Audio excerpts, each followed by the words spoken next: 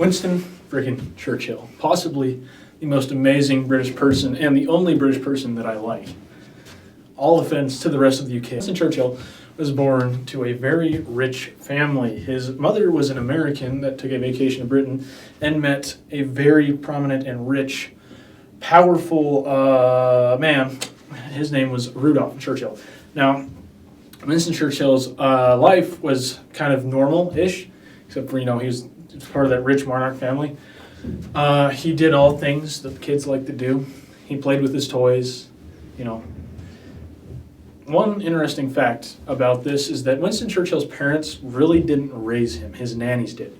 And this is because, in families like his, where wealth and power always come first, your social status always comes first, even before your own child, which is something that will affect Winston in his later life, as we can see. Anyway, his nanny raised him. This was until he turned 6 and his parents sent him to a private school. Winston Churchill did not like school. He said he was playing with his toys in his playroom. That's what he wished to do. Winston Churchill did not like school. He struggled with his grades, but he did, however, find great success in history and English classes. Upon seeing this, Winston Churchill had realized he always craved adventure. So, upon graduating from his grade school, he enlisted in a cavalry institution, a cavalry academy, as you can say, much to the disappointment of his father, who wanted him to be in the infantry. I couldn't tell you why. That's another subject. Winston Churchill's father never really appreciated him, always saw him as a disappointment. It wouldn't quite live up to him, which is unfortunate because he's lived up to be like his father and more. Anyway, Winston Churchill, with the help of his mother, got deployed to as many battlefronts as he could. Now, the thing is that Winston Churchill craved action, right? And there wasn't always a war on. So, he instead, while he was still enlisted to help pay his military fees, he reported. He reported on the Cuban Revolution. Now, mind you, a young man, he has his whole life ahead of him. What does he choose to do? Well, he's already been in the cavalry and fought in several wars. So what does he do when these war-free has nothing to do? He goes to another war to go report on. Isn't that crazy? Anyway, he does this. He reports and he fights in such cases. In one case, in the Boer War, which was a war between the British power and the Dutch settlements, I believe, in Africa. Anyway, so he wasn't even enlisted in this war. Okay, he went to report on it. He took a military train, to where it was going, and it was ambushed by Boers. Now, Winston Churchill, mind you, not enlisted, just a reporter, could have ran or anything else. What does he do? He takes charge of the situation and repels the Boers' attack. Unfortunately, this was in vain. He was eventually caught. He was captured for 3 weeks, and then he ran away. He escaped the POW camp and made it back to a town in South Africa, which was safe, and he is welcomed as a hero. From then on, I think we are all worms, but I'm a glowworm. And what he means by this is that he came back from his reporting and his escape. His escape really boosted it. He came back to Britain, and he was welcomed as a hero.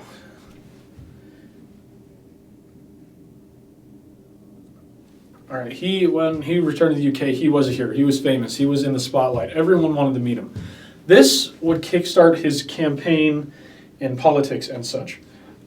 Now, fast forward a few years, the Great War. World War I happens, right? Churchill is the commander of the naval fleet of Britain.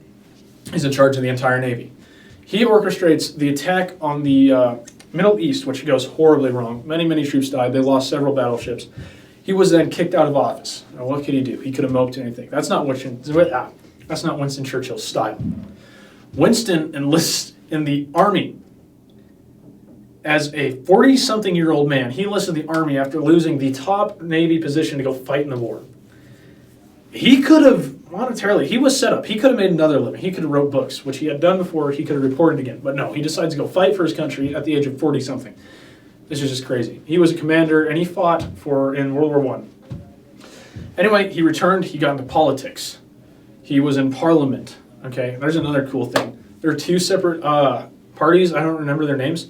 Winston Churchill joined one of them, right? And then he realized their views on the working class weren't quite right. They weren't supportive. So he switched parties to do what is right and support the working class. Anyway, World War II is building up. Winston Churchill sees that Adolf Hitler is building up his armies. He warns the British of this. They are ignoring it. And I guess I can see why, because they're in the Depression. They don't have the funds to necessarily build up an army like Germany was doing, but they're kind of just turning a blind eye to it, which was a mistake. Anyway, Neville Chamberlain becomes prime minister. He goes to sign the treaty with Hitler. It says he won't invade anywhere. What does Hitler do? He invades. Neville Chamberlain de-enlists. He steps down from prime minister. Step in big dog Winston freaking Churchill. He's now prime minister. He gives his famous "We will fight" speech. Now, what does he do? Summer of 1940. Today, pretend you're a citizen of the British Empire. No, you don't want to. That's all right. Anyway, pretend you're a citizen of the British Empire. Anyway, pretend you hear a humming over your head. What is that? Hundreds of German bombers have just started pounding London and the surrounding areas. Now, this is bad news. Winston Churchill does not give up. You know what he does during all these bombings? In 3 months of bombings, he never stepped foot in a bunker. He was always in harm's way, sleeping in the Parliament Palace, just like the rest of his citizens. He was out there helping and patrolling the streets to boost morale. He's giving speeches. You just couldn't make this guy quit. Okay, not even. You just couldn't. He wasn't afraid of anyone. That's